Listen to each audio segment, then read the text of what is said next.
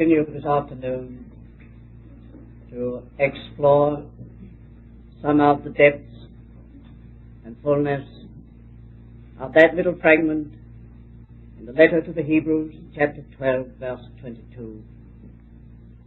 Ye are come to Zion.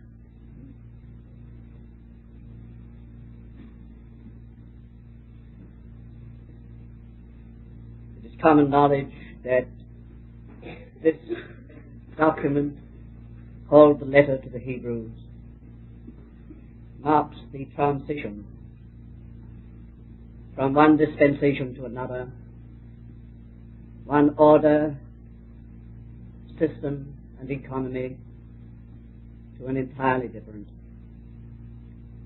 From all that was temporal and earthly, material, of God's ways, God's means in this world, to the spiritual counterpart of that as it relates to this dispensation and to the church. This term, Zion, is inclusive of all that was in that economy. It came to sum up everything from the day of Israel's going forth from Egypt, when the vision was brought fully into view, their being brought in and planted in the mountain of his inheritance. All that was subsequent to that found its deposit and consummation in what is called Zion. All that is taken up in a spiritual way and made the heritage of the church. Our heritage, the heritage of faith. Ye are come to Zion. We have been, as I have said, seeking to explore and exploit fullnesses of that heritage. We just take one more fragment of that this afternoon.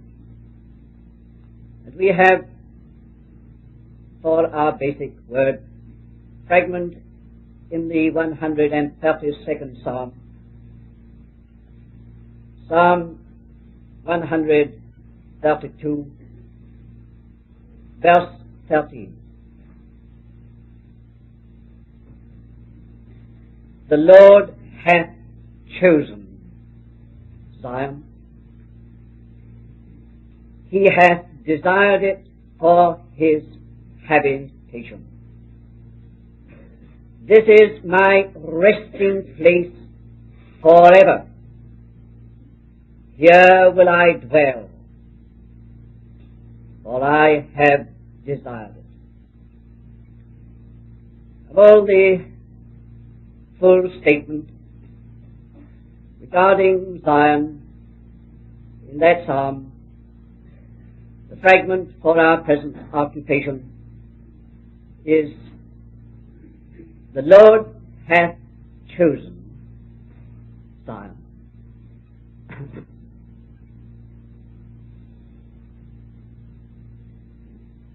In the very blood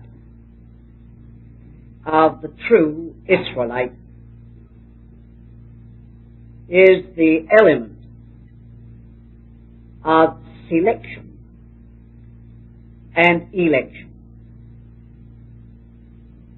That is, of a difference and a destiny.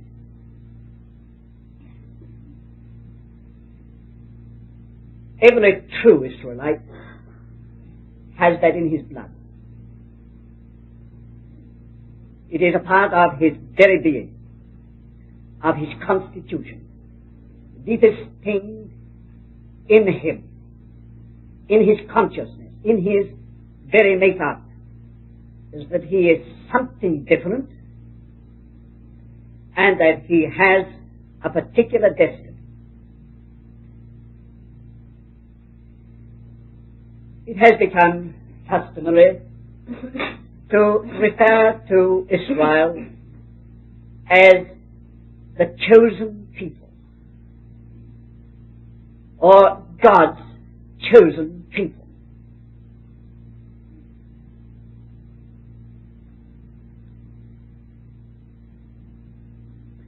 And that is the consciousness of the Israelites, chosen by God, distinguished by God, in the appointment of God apart for some particular purpose. That is, in His blood, a sense of destiny.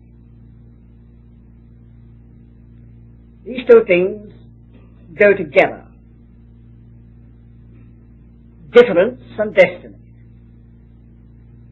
apartness and purpose.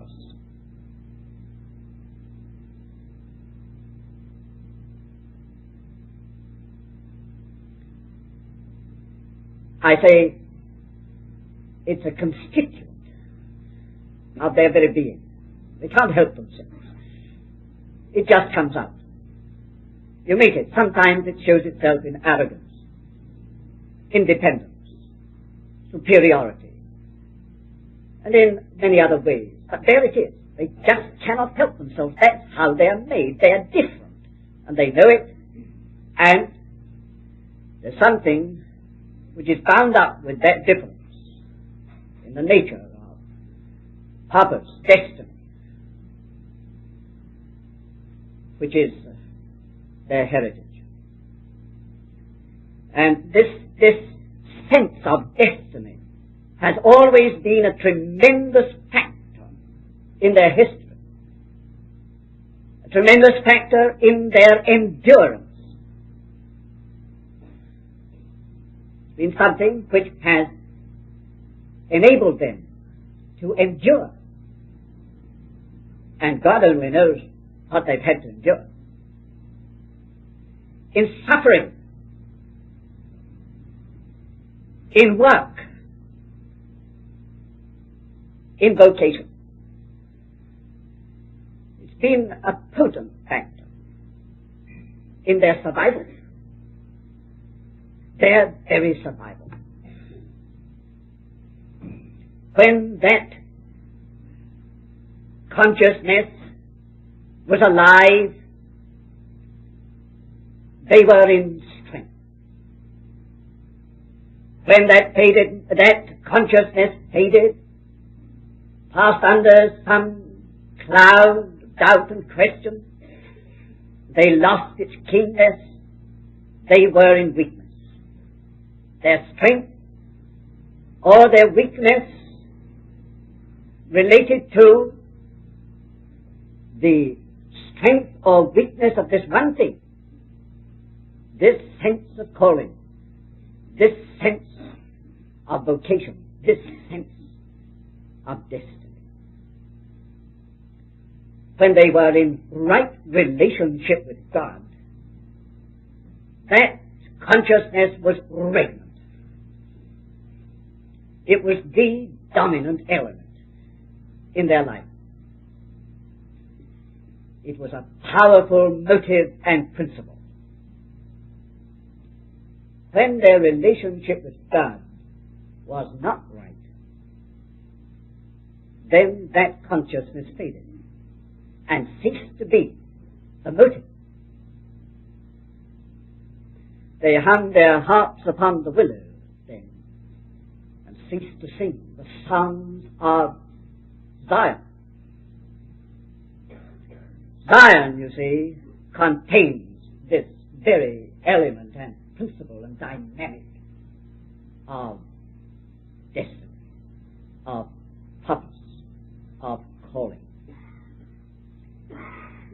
In the Psalms,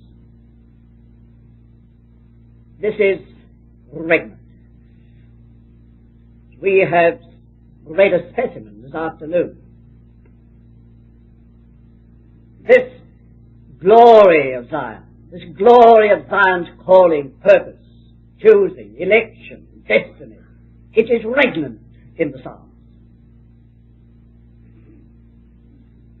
People are in a state of tremendous buoyancy there, because Zion is unclouded, undimmed. In the prophets, it is latent, or even absent,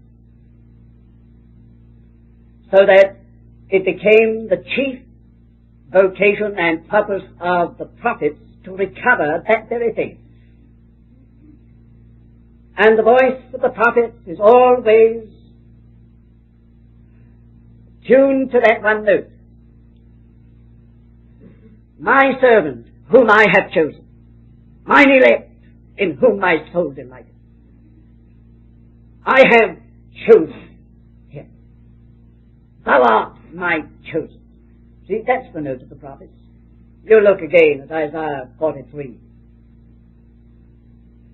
You find that is the supreme note there. Thus saith the Lord, thy Redeemer. Thy Redeemer.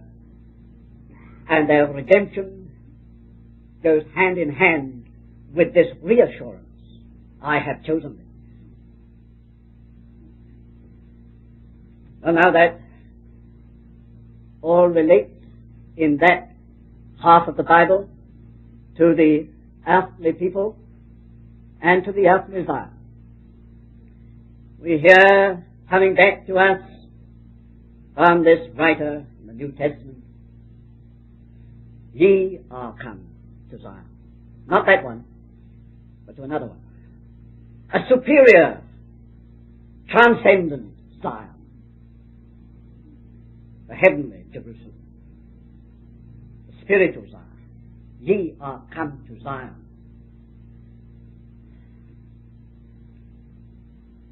And coming to Zion, amongst all the other things that it means coming to that very thing. Coming to the eternal counterpart of the temporal. That divine choosing, that divine electing, that divine calling, that heavenly destiny. We find this made clear in the New Testament in two ways. Firstly, in new birth. If it was true that in the very birth, that is, in the very blood and constitution of the Israelite, this sense of vocation and destiny was so strong, so powerful. That is true in the new birth of the child of God.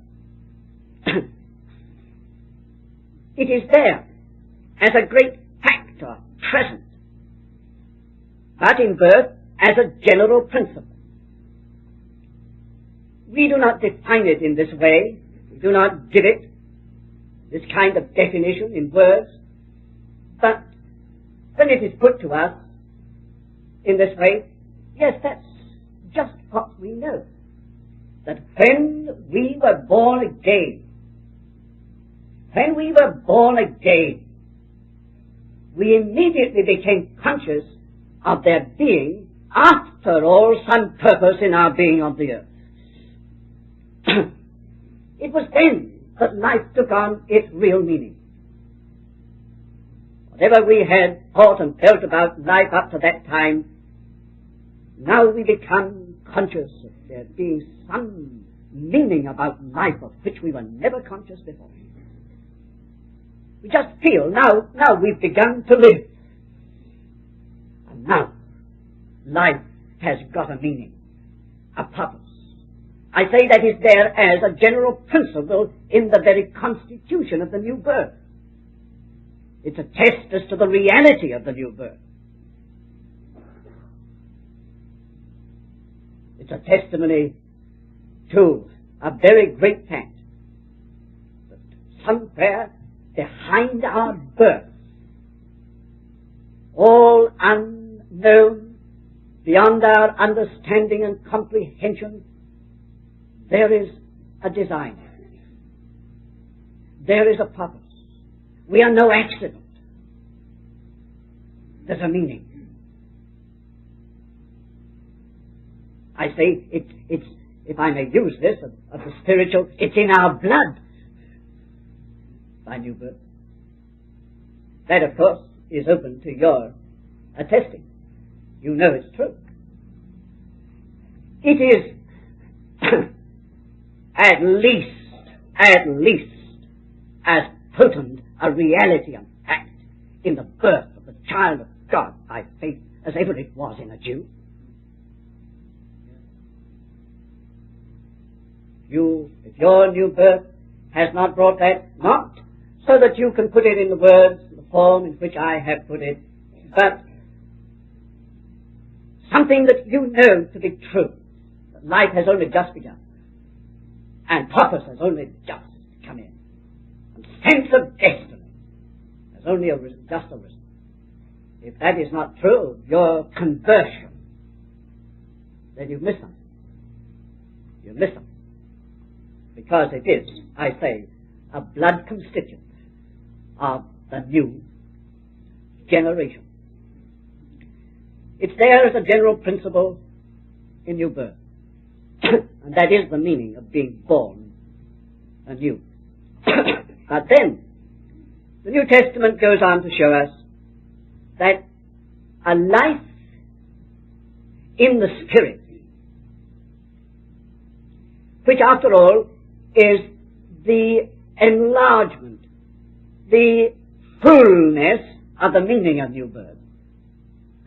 A life in the Spirit becomes intelligent concerning this matter of purpose and destiny and difference.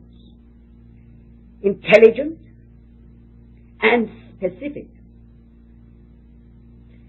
Intelligent, I mean, we come to know what Paul has spoken of, about having been chosen in him before the foundation of the world. What Peter meant about the church when he said, you're an elect race. It's only another word, another English word for the same original, chosen, elect. We come intelligently to understand that now we are somehow chosen by God. Before we had a being that has been introduced to us at our new birth, we become aware of it, begin to understand something of what that means. God has chosen us. We can understand what the Lord Jesus meant when he said, ye did not choose me, but I chose you. I chose you. This is something that God has done for which there is no accounting on any other ground than on the ground that God did it. God's sovereign act. We begin to understand that it is so. And intelligently we are able to grasp more and more the teaching, especially through Paul, concerning this matter of election. Choosing. And calling. What a favorite word of Paul's that was. Calling. Called according to his purpose. Called according to his purpose. Called. Purpose.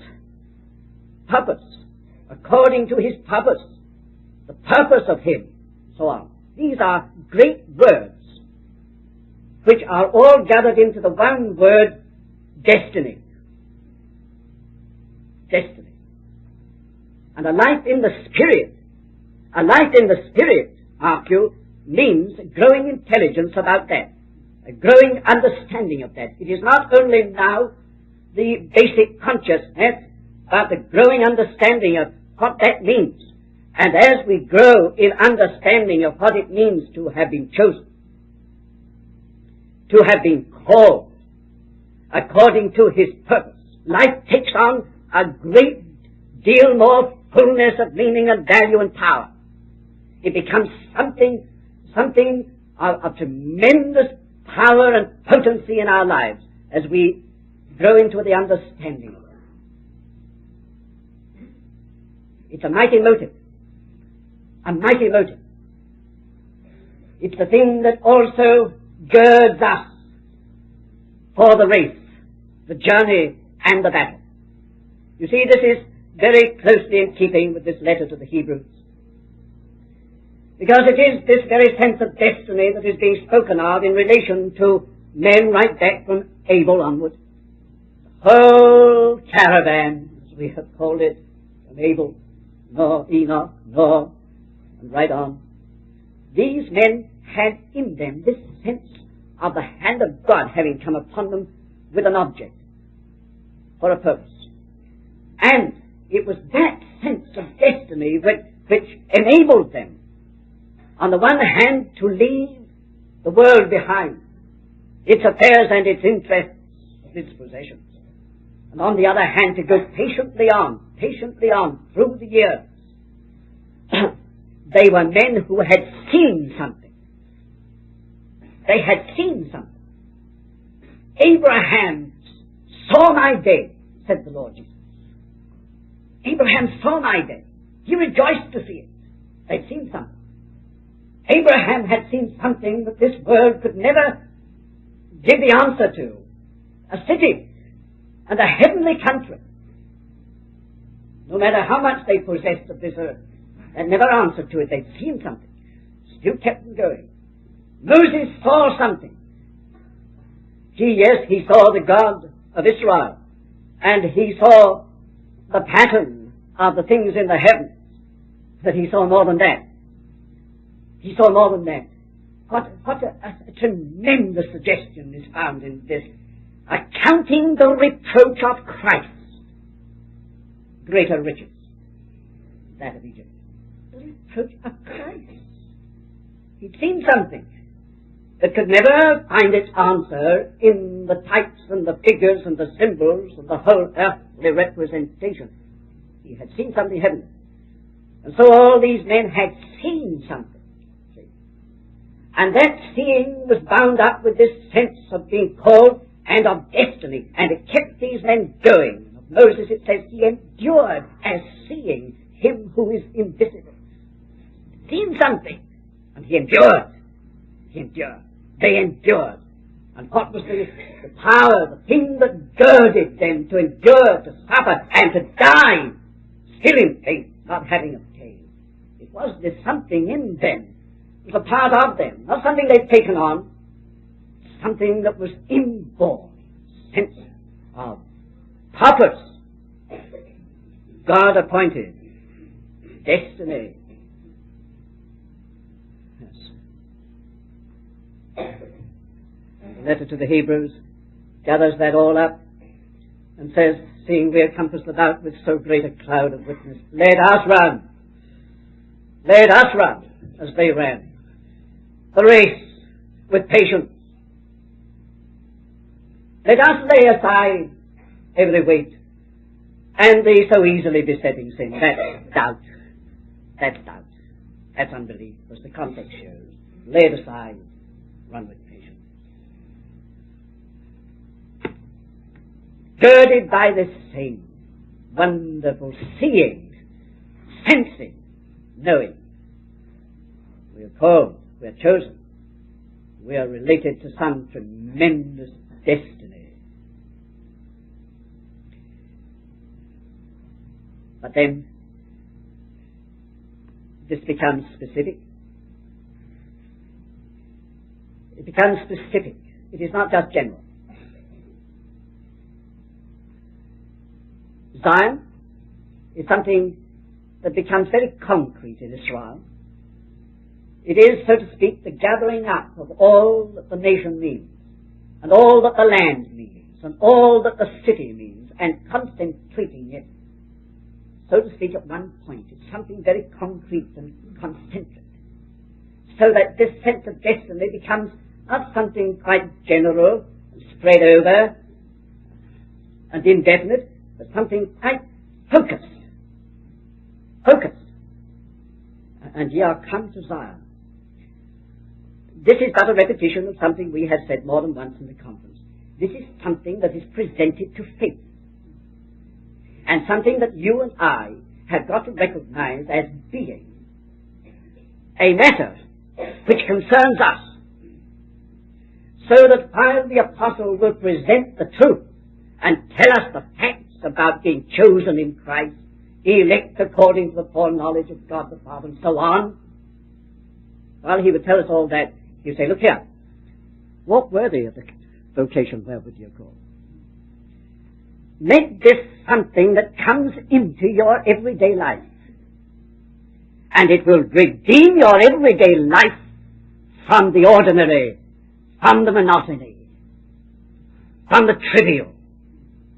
It will lift you right up onto another level. You know that you are, as a child of God, related to some tremendous purpose. And you've got to live on the basis of a great purpose. It becomes specific in that way. But let me analyze that. See, Zion, as we have said, is a collective conception. That is, it is that which joins the Lord's people all together in one. They found their concentric point in Zion as a nation.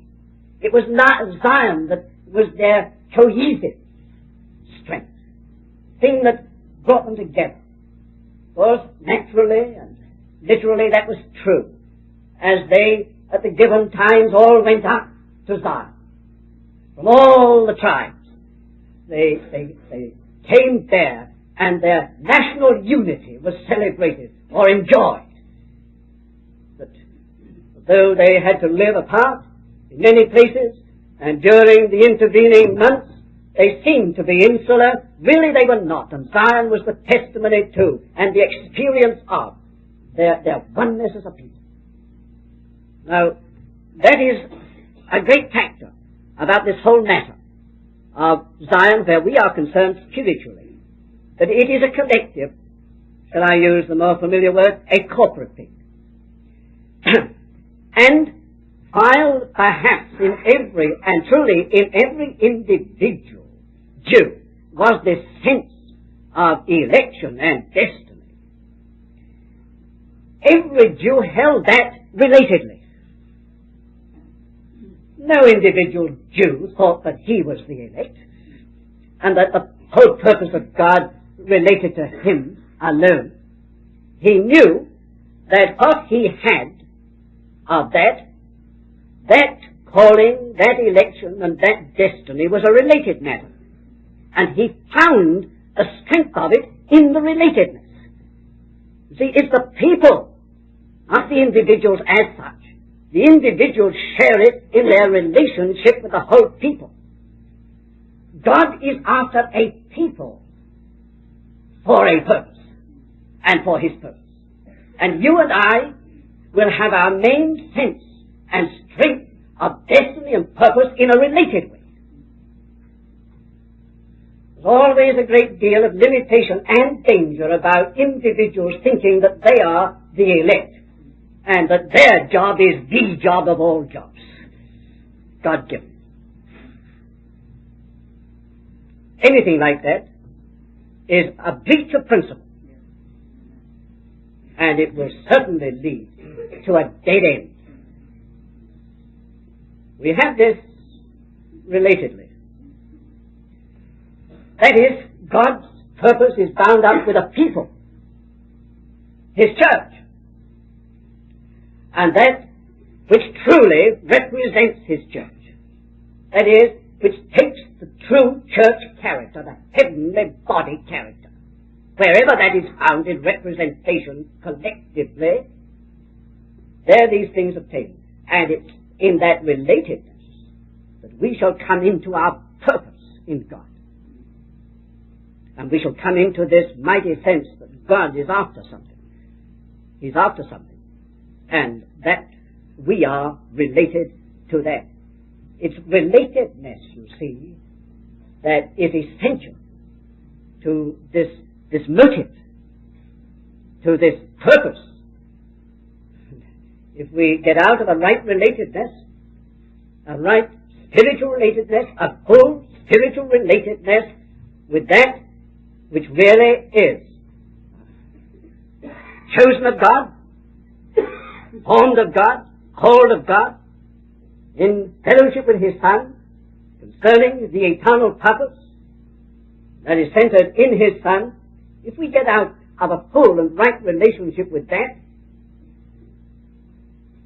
then life becomes limited.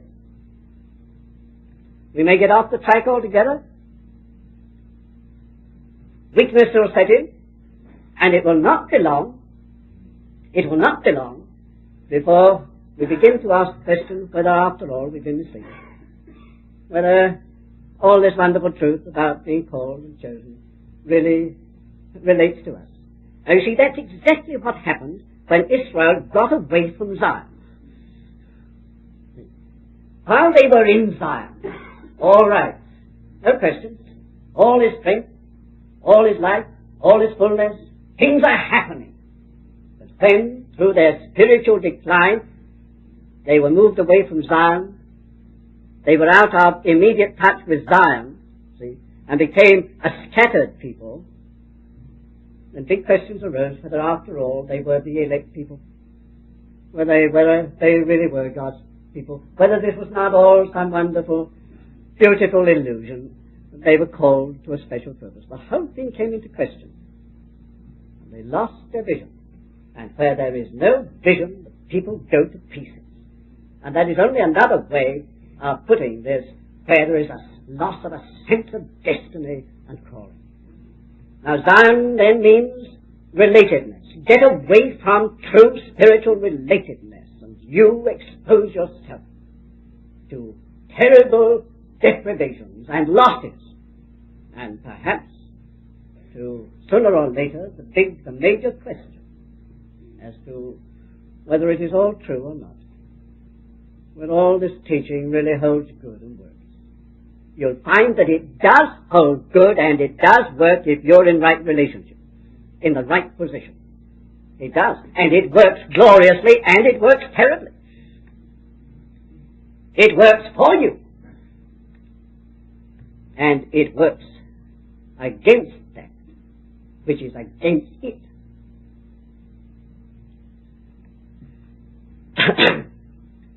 Now, I know that so many people have this difficulty. You speak about being called, chosen, for a great purpose. What's the purpose of my life? Where do I fit into this? And what is my function? And you're always making an individual and personal matter of this in a wrong way. Get focused again about this. Get focused again. If an Israelite should have asked that question, what is my place? What is my function? What is my vocation? For what I am called? The answer would have been Zion. Zion. On every point, the answer is Zion. You see what I mean? It doesn't relate to you out there as so many individuals. It relates to a collective thing that God is doing. And you will find your place and your function in a related position. You must not go and take the whole purpose of God and pull it out to you in some detached position. You have got to come right into it.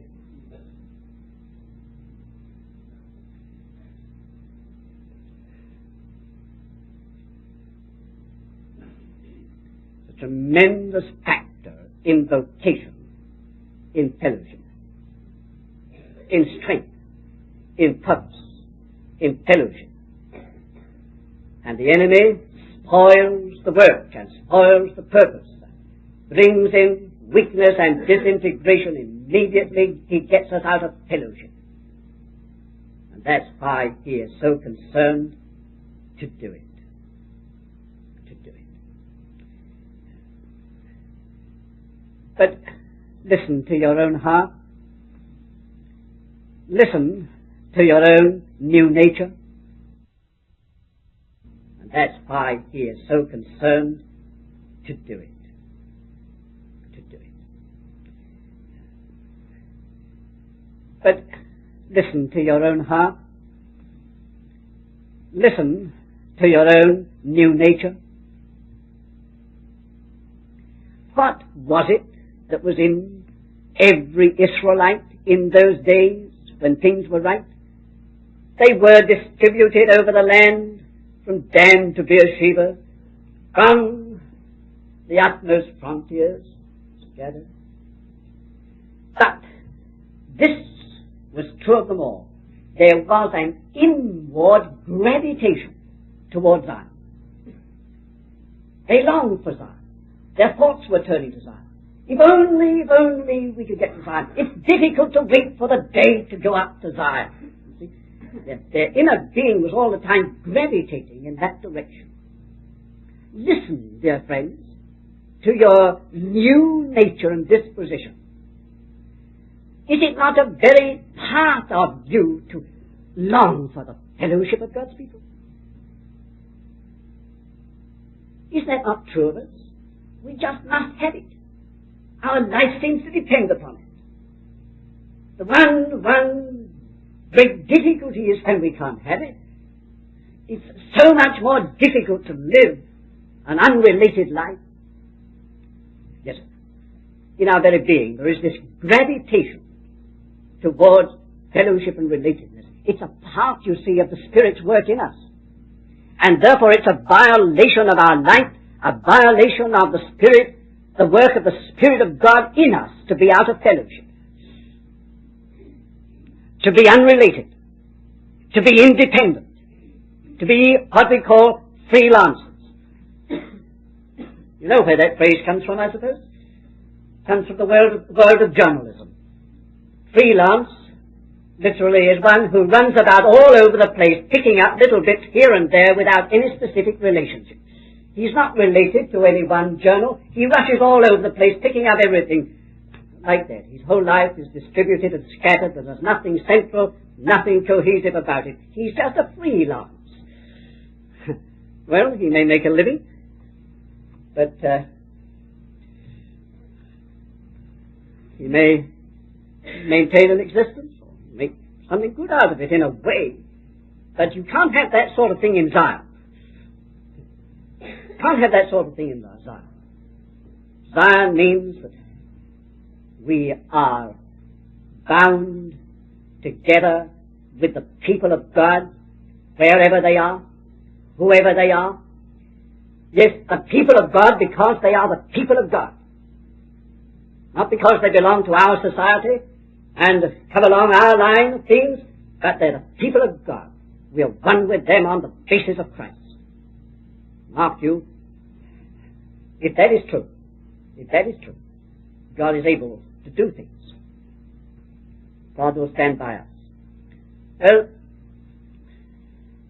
with Israel, this whole matter depended so much upon the fullness of their spiritual life and their allowing that life to govern, that inner life to govern and responding. If ever anybody should have resisted the gravitation of their life, they would have found themselves in a very difficult position. Sometimes a tribe did that, and disaster followed. And in the case of the Lord's disciples after His resurrection, there was one man, at least, who tried it on and had a very miserable time. Poor Thomas. He stayed outside. When they were having a grand time inside, he stayed out. He kept himself apart. And I can imagine that there was no more miserable man on the earth than Thomas during those days while he was staying out. It was when he came in that he found everything. The answer to all his questions, and the new flow of life. Bowed and worshipped my Lord and my God. So much for the value of Zion in terms of relatedness and fellowship. Remember, this will only be on a twofold basis. On the one side, the cross will have to do a very thoroughgoing work in us in order to get us in ourselves out of the way. We're really the difficulty.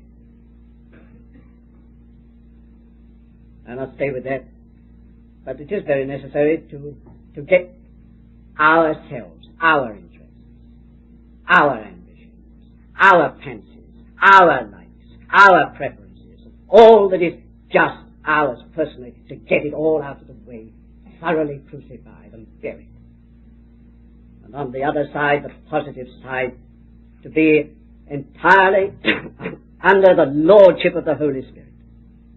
The lordship of the Holy Spirit, where the Holy Spirit does dictate everything, and we answer to his dictate. Now I want to pass to another point.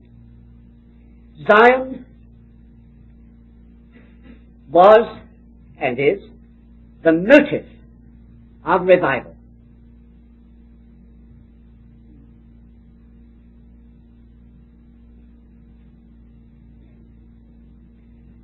What is popularly termed revival is that which is related to one thing as an objective or an object. It is related to souls being saved or converted. I think that sums up almost entirely the general conception, the meaning of the word revival. People are being saved on a large scale. Well, we have nothing to say against that. The Lord grant it. But this whole matter of revival is so largely unrelated to spiritual conditions in the church. It is objective. It is something which is bound up with a certain kind of activity. Objective activity with certain objective results. Unrelated or out of relationship with internal spiritual conditions. And mark you, this matter of revival can be, and I fear often is, a blind to the real need.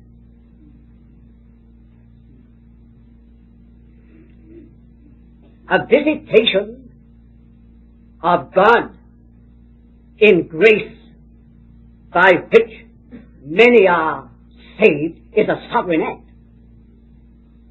It is an act of sovereign grace. But acts of divine sovereignty, of sovereign grace, are one thing. That is the thing with which there is so much occupation and concern. A sovereign act or visitation of God in grace for the salvation of souls.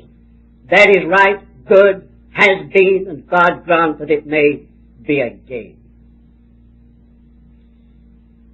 Man is concerned mainly with what he calls revival in these terms, meaning outward happenings. God and the Bible think of revival in terms of the recovery of something. It is revival.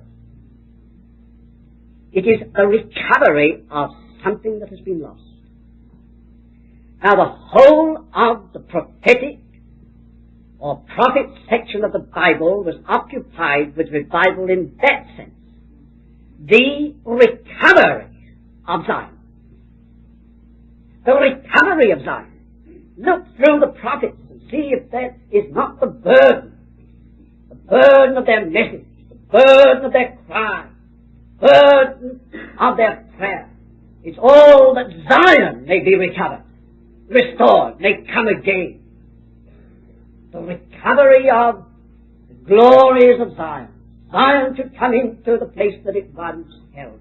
That runs right through the prophets.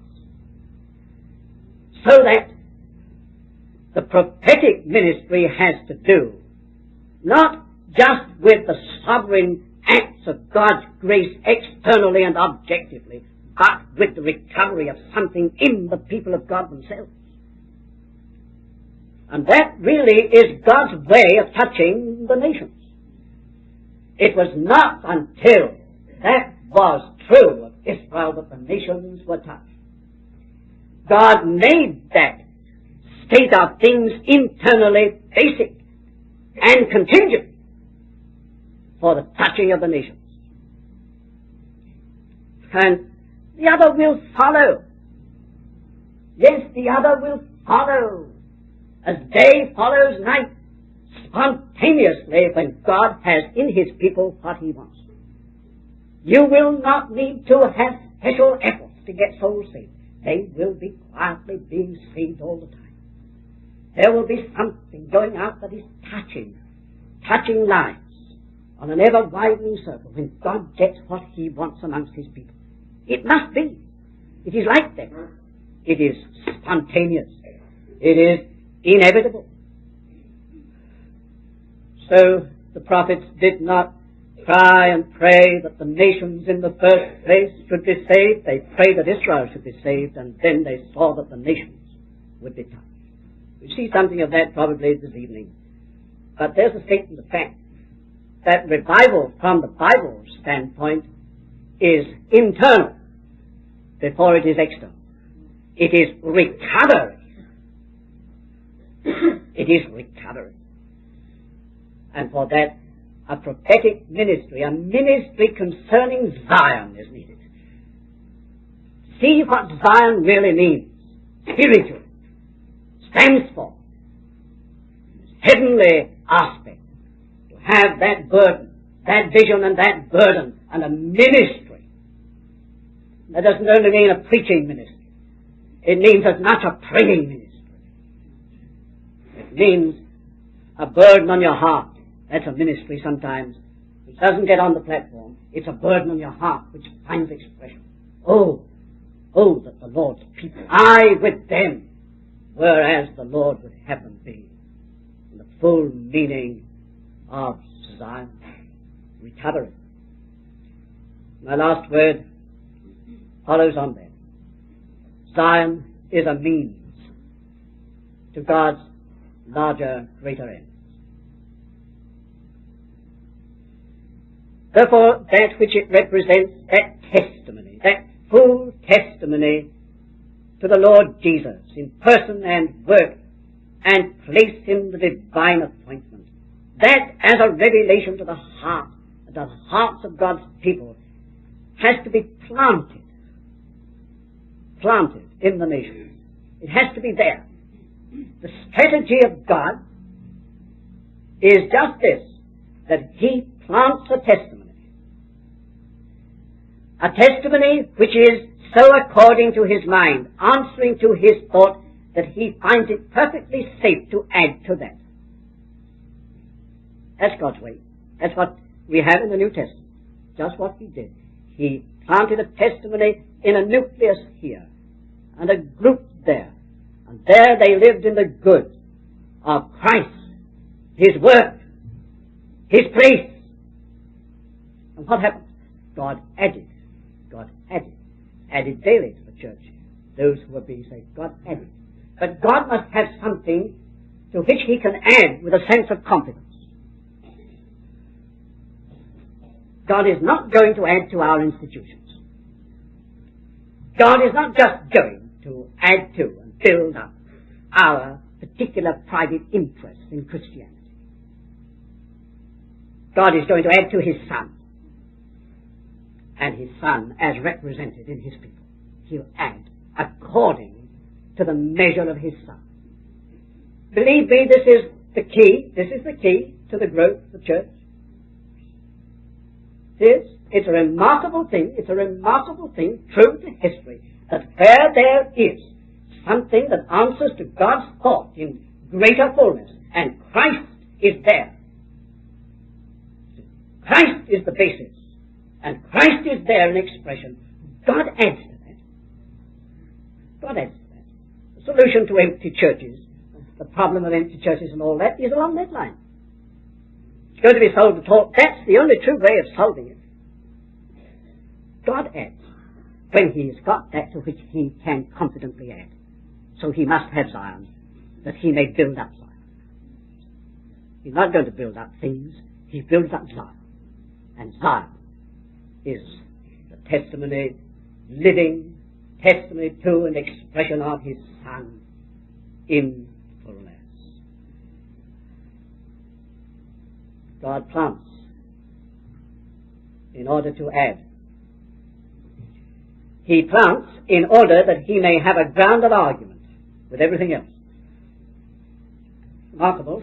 Opens another field which we have no time to explore, but Zion was God's instrument of argument with everybody else. He argued with the nations concerning Zion. He argued with all the enemies about Zion. He had there an instrument of argument. If the question were raised, where is God and what is God doing? Here's the answer. Is this whole thing true? Here it is. Here's the answer. Does God indeed dwell with men these days? Here's the answer. No matter what question, what attitude, God argues by having some concrete thing in hand. Does it work? Does this, call it teaching if you like, does it work? Well, here's the answer. See? God must have something with which to argue back and answer. It's pathetically tragic that God has so little by which he can argue with other things and other realms. He hasn't got an answer concretely or adequately. He hasn't got it. But Zion was God's ground of argument. As we saw this morning, nations came into God's controversy over Zion.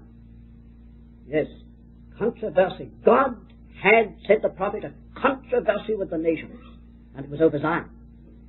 For your sakes I have sent to Babylon, and will bring down all their nobles as fugitives. I will give Egypt for thee. See, the ground of argument is Zion. Oh, that God could have a ground of argument and answer. Something which is in his hand. The means of saying, well, here it is, you see. Here it is. Here is the thing. And finally, Zion is that which will be the occasion of the overthrow of the whole kingdom of Satan. That is what is revealed in the Word. Zion was the occasion of the overthrow of Egypt, of Babylon, of Syria, of Rome. Rome lifted up its head against Zion. I speak in spiritual language now, Zion. And what happened to Rome? Where is that mighty iron empire? Broken, shattered, scattered, in dust. God argued on the ground of Zion, you see, with the nations, with the empires. He does. And all that lies behind them is the mighty kingdom of Satan. And Zion will be the occasion of the entire overthrow of Satan's kingdom and Satan's system. How important then, how important it is that God should have that which corresponds to Zion. Does not this throw a lot of light upon the enemy's ceaseless and unwaning activity to destroy a full testimony, to prevent it or destroy it, to mar a vessel that represents any greater fullness of Christ, to break it up, to scatter it, to bring reproach upon it, to bring into it that which is a cause of scandal, or anything, everything, to spoil that instrument for God, to argue back to Satan. God cannot answer Satan only by some means here. That's the whole story of the book of Job, isn't it? Satan challenges God and the throne of God, and God answers him in a man. Exhausts him in a man. There was a point in that story where Satan disappears from the scene and is heard of no more. He's out of court. God has answered him in that man. God must have a ground of argument with Satan. Zion is there. I trust that you are not thinking in objective terms of Zion. You're saying, well, I'm born there. My name is in the roll of the citizens of Zion. And all this then refers to me and relates to me. Take it. dear friends, like this.